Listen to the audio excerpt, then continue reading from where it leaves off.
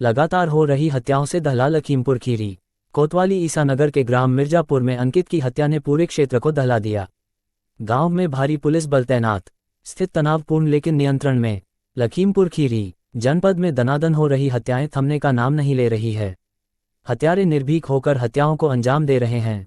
बीते दिवस सायंकाल कोतवाली ईसानगर के ग्राम मिर्जापुर में पैतृक 2.5 एकड़ कृषि भूमि को लेकर चचेरे चचा ने ट्रैक्टर से खेत बराबर करने गए 25 वर्षीय भतीजे एवं प्रधान पति के बेटे अंकित भार्गव को न केवल पीट कर मार डाला, बल्कि ट्रैक्टर में बांधकर खेत में काफी समय तक घसीटकर भतीजे अंकित की मौत की लगता है पुष्टि करके शव वहीं छोड़कर भाग गए। इंसानियत को शर्मसार कर देने वाली इस हृदयविदारक घटना का प्रातः पता तब चला जब रात भर घर नहीं लौटे प्रधान पति नंद किशोर भार्गव अपने बेटे अंकित भार्गव को ढूंढने खेत पर गए। वहां ट्रैक्टर खड़ा था और अंकित का क्षति विक्षत शव राजेश के गन्ने का खेत में पड़ा हुआ था।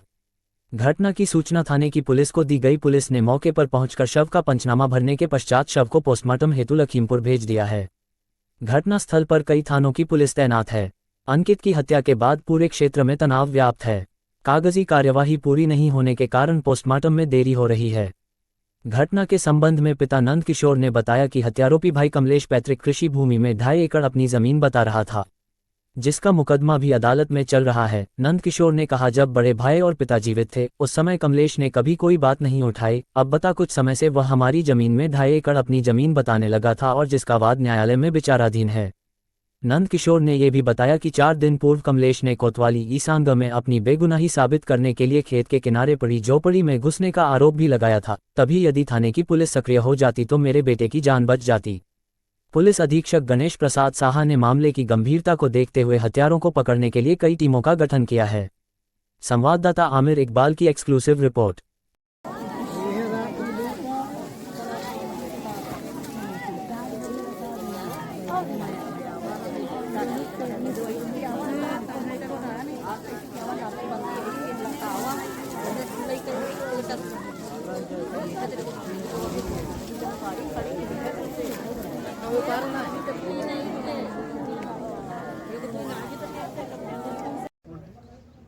प्रधान जी, आज आपके बेटे का शव मिला है, क्या है मामला पूरा?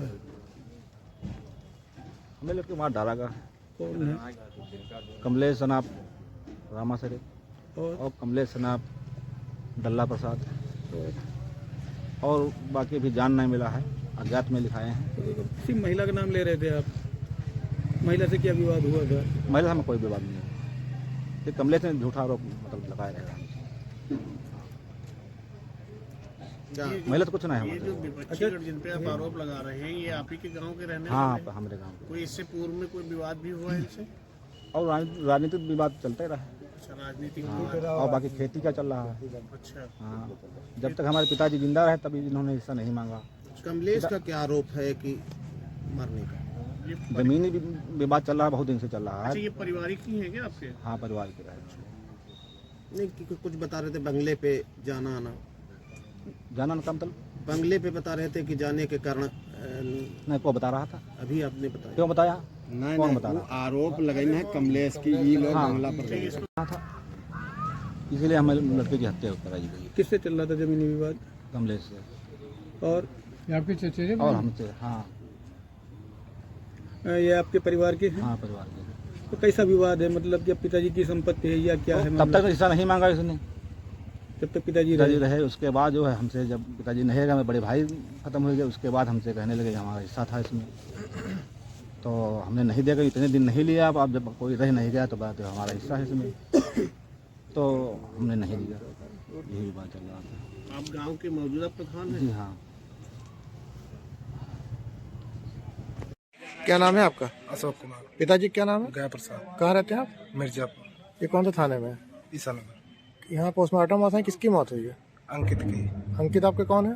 भतीजा, उम्र क्या होगी अंकित की? 25 होगी। शादी हो गई थी? हाँ, शादी होगी। बच्चे कितने हैं इनके?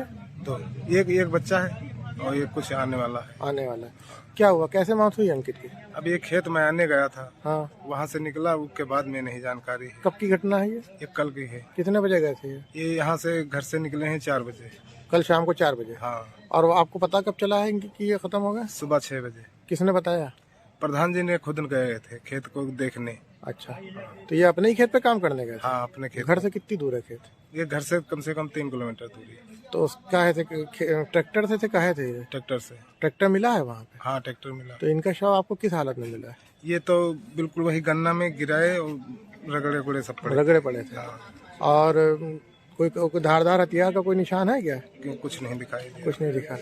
ये जो इनके पिता हैं उनकी कितनी पत्नियां? दो, एक है दो हैं? दो हैं। तो ये अपनी माँ के अकेले बच्चे थे? हाँ ये अकेला। और जो दूसरी पत्नी है उनके 4 बच्चे। 4 बच्चे, मतलब इनकी 2 लड़की हाँ, और 2 लड़के। मतलब इनके सौतेले 2 भाई 2 बहन और हैं। हाँ। दोनों पत्नियां जिंदा हैं उनकी? हाँ दोनों। पिताजी क्या नाम है अंकित के? नंद किशोर। नंद किशोर। इसमें क्या आप लोगों को किसी पे शक लग रहा है? क्या मामला है? हमको भी नहीं जानकारी हुई है।